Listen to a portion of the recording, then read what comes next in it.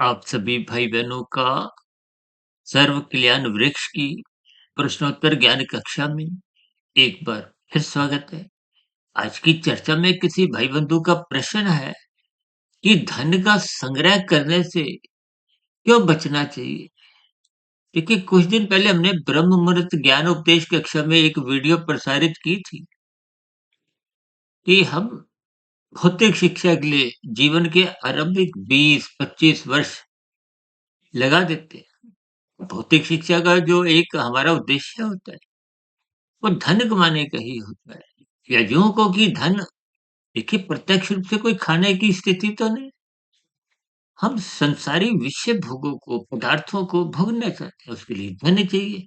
धन तो एक माध्यम है और उसको हमने फिर एक सीमित अनुपात में खाने की स्थिति को पर अंतिम जो हमने एक विशेष बल उस वीडियो विशेष में दिया था कि अक्सर हम सभी भाई बहन इन सभी स्थितियों में अमर्यादित ढंग से जब संग्रह करते हैं तो वो संग्रह किए हुए पदार्थ को, धन को हो, अर्थ को हो, वो मात्र मरते दम तक आप उनकी रखवाली ही करते हो, संभालते हो। उस दृष्टिकोण से देखिए हमने उस वीडियो विशेष में क्रमबद्ध तरीके से उसकी एक निंदा, एक क्रमबद्ध तरीके से कुछ शब्दों द्वारा उसको तर्क संगत आधार पे की थी और उसी बात को पकड़ते हुए हो सकता है उस भाई बंधु को कुछ बुरा भी लगा हो। क्योंकि संसार में देखिए धन कमाना कोई गैर कानूनी काम तो नहीं है। शास्त्रों में तो स्पष्ट शब्दों में कहा गया धर्म, अर्थ, काम, मोक्ष। चार पुरुषार्थ तो शास्त्रों में ही समझाई है। अर्थ को हो, धन को हो, पदार्थ को, बात तो एक ही है। देखिए शब्दों की स्थितियों को मात्र जब हम शब्दों तक ही कुछ पकड़ लेते हैं, उनके अर्थ समझने का हम प्रयास नहीं करते और कभी-कभी हम देखिए वीडियो को आरंभ से अंत तक एकाग्रचित्त होकर नहीं सुनते, तो फिर कभी-कभी कुछ संभावनाएँ ऐसी बनती हैं कि वीडियो विशेष का जो हमने भावार्थ समझाया था, वो समझ नहीं आता। और हम तो बार-बार कहते हैं ना कि प्रकृति के 3 गुणों की रसमय स्थितियों को समझो। ये संपूर्ण माया तो प्रकृति की है। प्रकृति के ही तो पदार्थ हैं। ये धन देखिए कुछ खाने की चीज़ नहीं है कि आप नाश्ते में 500 का नोट खाओगे, दोपहर में 200 का नोट खाओगे, शाम को चाय में 100-100 के नोट। देखिए ये नोट कोई खाने की स्थिति तो है नहीं। ये मात्र एक मुद्रा है। पदार्थों को खरीदने की एक व्यवस्था के अंतर्गत ये सभी स्थितियाँ आपको हमें ज्ञानपूर्वक समझनी है।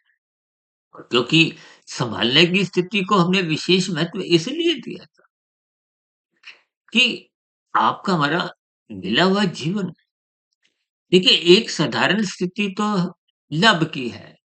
लाभ के लिए तो शास्त्र भी कहते हैं। लाभ एक सात्विक स्थिति है।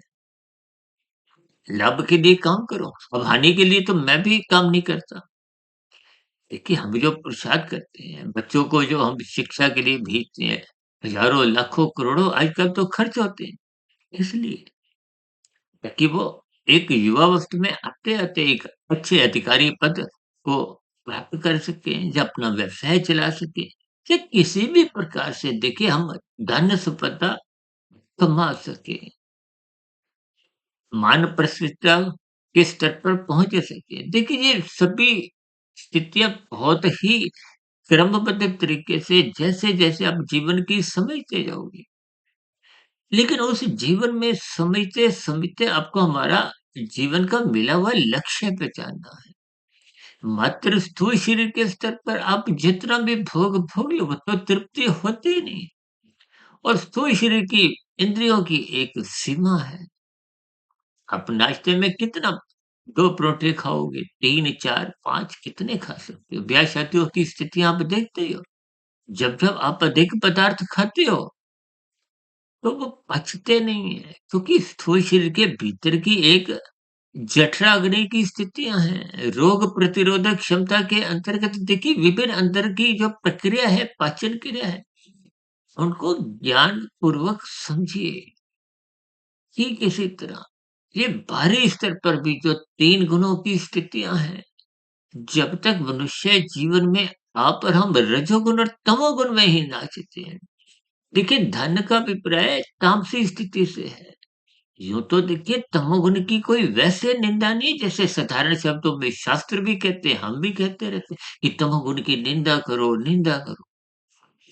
निंदा का अभिप्राय उस अंश विशेष से है जिसमें आप कानून का उल्लंघन करते हो, उसकी निंदा है। शास्त्र विरुद्ध जितने आप कोई पाप कर्म करते हो, उसकी निंदा है। यूँ तो देखिए पदार्थ तो हम भी लेते हैं।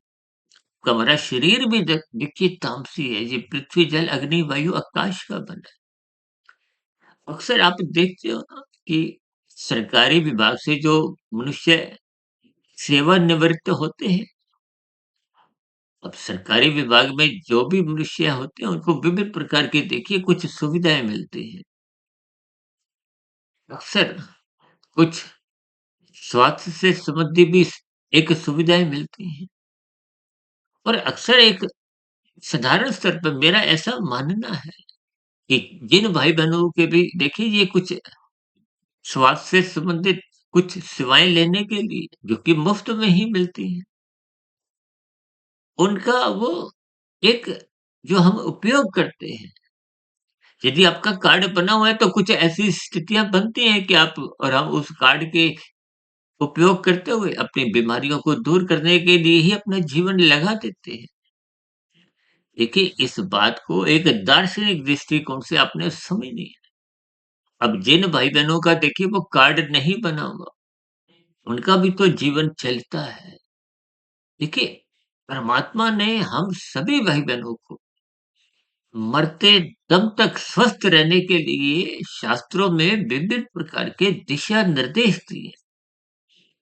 उन दिशा निर्देशों का जब आप और हम ईमानदारी से पालन नहीं करते, तो फिर देखिए स्थूल शरीर के स्तर पर भी विभिन्न प्रकार की बीमारियां सहज ही आने लगती हैं।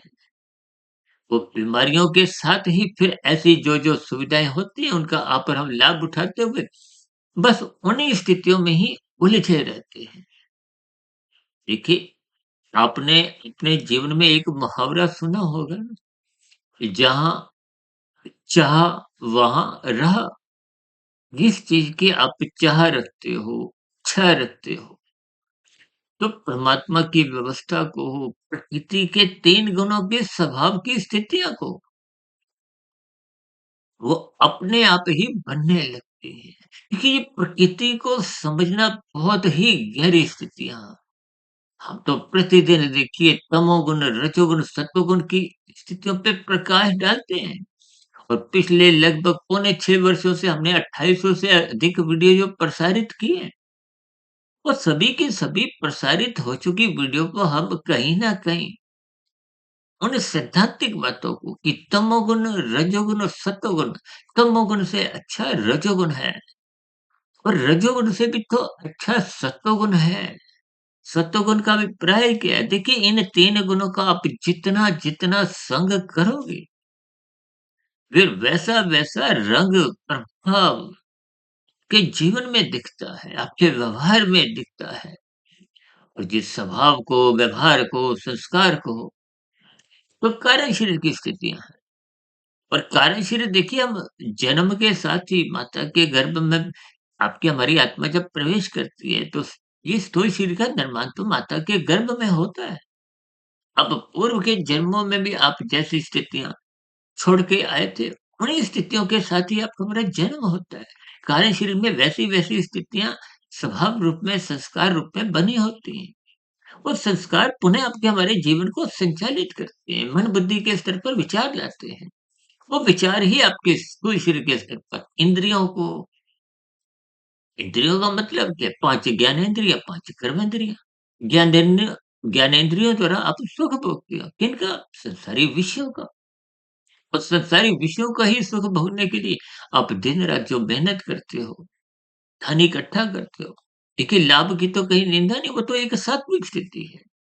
लेकिन जब लोभ की प्रवृत्ति मन बुद्धि में राज्य करती है, तो वो मन बुद्धि फिर स्थूल शरीर को भगाता है, उसको आराम करने नहीं देता। आज 24/7 विषय भोगों की जो आपके मरी एक इच्छाएँ हैं, उन इच्छाओं से एक प्रेरित होते हुए, प्रोत्साहित होते हुए, क्या यूँ हो कि देखिए उन बाध्यता के कारण ही आप धन को कमाने के लिए अपना जीवन व्यतीत करते हो। उसी से संबंधित ही हमने देखिए उस वीडियो में प्रकाश डाला था और उसी वीडियो से संबंधित ही उस भाई-बंधु ने जो सुना, जो समझा, देखिए सुनने की स्थितियाँ सबकी अलग-अलग हैं, समझने की सबकी अलग-अलग स्थितियाँ हैं। अब कुछ भाई-बहन देखिए शब्दों तक ही सीमित रहते हैं, तो प्रश्नों का उठना तो लाज़मी है। मेरा देखिए प्रश्नों से कभी कोई विरोध नहीं है और सर्व कल्याण वृक्ष में तो हम शाम की जो प्रश्नोत्तर ज्ञान कक्षा में इन प्रश्नों का उत्तर देकर ही खुश होते हैं। देखिए खुश होने का अभिप्राय कि आपके भ्रम दूर होते हैं। हमारा ज्ञान भी देखिए परिपक्व बना रहता है। हमारी भी अपनी जो एक स्थितियाँ हैं उसमें मजबूती बनी रहती है। शास्त्र बार-बार कहते हैं, शास्त्रों की बातों पर देखिए परमात्मा ने स्वयं अपनी मोहर लगाई है। जैसे आप सरकारी विभाग में देखिए, कुछ ऊँचे पदाधिकारियों द्वारा कुछ मोहर लगवाकर आप कितने एक प्रसन्न होते हो। लेकिन परमात्मा ने जो आपको में मनुष्य योनि का एक अवसर दिया है, लाइसेंस दिया है, इसकी महत्ता को आप और हम समझते नहीं। यदि समझेंगे तो फिर आप और हम धन इकट्ठा करने के लिए लोभ वृत्ति जगने ही नहीं देंगे। कि लोभ वृत्ति जगने के बाद ये कब तमोगुण में गिराती है, संग्रह वृत्ति जगाती है। उस संग्रह वृत्ति की ही देखिए उस वीडियो विशेष में हमने एक निंदा की थी। निंदा का अभिप्राय क्योंकि सँभलने की स्थिति है।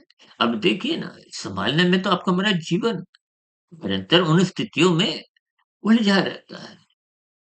उलझने का मतलब ही है कि आपके हमारे समय की बर्बादी होती है, क्योंकि मनुष्य जीवन तो एक कार्यशील को शुभ संस्कार बनाते हुए कमाई करने के लिए मिला है। तो जब आप धन रूपी कमाई ही करते हो, तो धन रूपी कमाई का हमने देखिए उसमें एक स्पष्टीकरण दिया है कि मात्र आप उनको सँभालते हो। से कितने ही मनुष्य आए, गए, गए का मतलब मृत्यु को प्राप्त हुए। लेकिन धन तो यहीं रह जाता है और कमाया गया कभी-कभी धन देखिए वर्तमान जीवन में भी उपयोग नहीं आता। इन सभी स्थितियों को अपने दार्शनिक भाव से तर्कसंगत अर्थपूर्वक समझना है ताकि आप और हम देखिए पदार्थों की कोई निंदा नहीं है, इकट्ठा करने की निंदा है। और धन तो एक ऐसी स्थिति है, पदार्थ तो ऐसी स्थिति है, या तो आप खा लो, अब खाने की तो देखिए सीमा है। अब मैंने एक जोड़ी ये कपड़ा पहना है, अब बार-बार तो मैं नहीं बदल सकता, किसी के पास देखिए 500 जोड़ी हो, तो 500 जोड़ी में वो बार-बार देखिए हर 5 मिनट बाद तो कपड़े नहीं बदलेगा। आप अलमारी में देखिए कितने ही जोड़ी तो ऐसे कपड़े जो सारे साल टंगे रह जाते हैं, उनका नंबर भी नहीं आता। ठीक इसी तरह अपरम पदार्थ यानी कि धन कितना इकट्ठा करते हैं। और कुछ भाई-बहन देखिए विभिन्न प्रकार की कुछ एक प्रॉपर्टियाँ इकट्ठा करते हैं, उनको किराए पे दे दिया। तो ये सभी स्थितियाँ देखिए किराया लेने में भी आपको समय लगाना पड़ता है और भी विभिन्न प्रक्रियाओं से गुज़रना होता है। तो ये सभी स्थितियाँ देखिए कहीं न कहीं चाहे कोई मनुष्य शेयर में लगाता है, चाहे बैंकों में एफडी करवाता है, एक सीमा तक देखिए बुराई नहीं है। नींद की भी बुराई नहीं है, तमोगुण की भी बुराई नहीं है। यूँ तो आपके मरीज़ जितनी दवाइयाँ आप खाते हो, उनमें कहीं देखिए एक एक निषेधात्मक पदार्थों की कुछ एक सीमा उसमें ढली होती है। कहते हैं ना, एक सीमा तक बुराई वो बुराई नहीं रहती है। अब आपके मरीज़ कितनी ऐसी दवाइयाँ हैं जिनमें देखिए वो एक विष की मात्रा डलती है, लेकिन वो बहुत ही अल्प स्थिति की जो आपके हमारे स्वास्थ्य के लिए स्वास्थ्यवर्धक होती है, लाभदायक होती है। ठीक प्रकृति के पदार्थों की निंदा नहीं है। निंदा उन स्थितियों में है जब वो मर्यादा की स्थितियाँ लाँघ जाते हैं। मर्यादा को ही तो भगवान श्री राम जी ने त्रेता युग में समझाया। इसी मर्यादा को ही भगवान श्री कृष्ण जी ने धर्म से जोड़ते हुए विभिन्न मर्यादाओं का पाठ पढ़ाया। अर्जुन के रथ के 5 घोड़ों की स्थितियों को क्रमबद्ध तरीके से समझाया। देखिए शास्त्र आपकी हमारी सभी स्थितियों पर पहले से ही प्रकाश डाले। लेकिन उन स्थितियों को आप ज्ञानपूर्वक जब नहीं समझते, तो फिर जीवन में विसंगतियाँ आने लगती हैं। देखिए समाज में देखा-देखी कुछ ऐसी स्थितियाँ बन चुकी हैं कि लोग धन को अधिक महत्व देते हैं। धन को देखिए उतना ही महत्व दो। धन को हो, पदार्थ को, स्थूल शरीर को, कि मात्र आपका हमारा स्थूल शरीर के स्तर पर आवश्यकताओं की पूर्ति हो, परिवार का लालन-पालन हो सके, समाज के प्रति जो आपकी ज़िम्मेदारी है, उनका भी एक आप पालन कर सको। लेकिन जब अमर्यादित स्थितियों में आप और हम उस धन का संग्रह करते हैं, तो उसकी रखवाली करने में, सँभालने में और भी देखिए विभिन्न प्रकार की स्थितियों से आप और हम अवगत हैं, क्योंकि हम कितने उदाहरण इस हम तो देखिए एक सीमित स्थितियों में कुछ इशारा कर सकते हैं।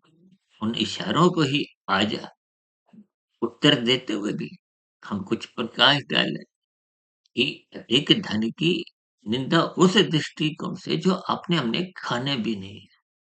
अब देखिए ना हम अक्सर एक उदाहरण देते हैं ना कि खाने आपने ₹100 हैं, ₹1000 आपने धर्मानुसार कमा भी रखे, तो फिर ऐसी स्थितियों में उस ₹900 का सदुपयोग करो, परोपकार के कार्यों में लगाओ।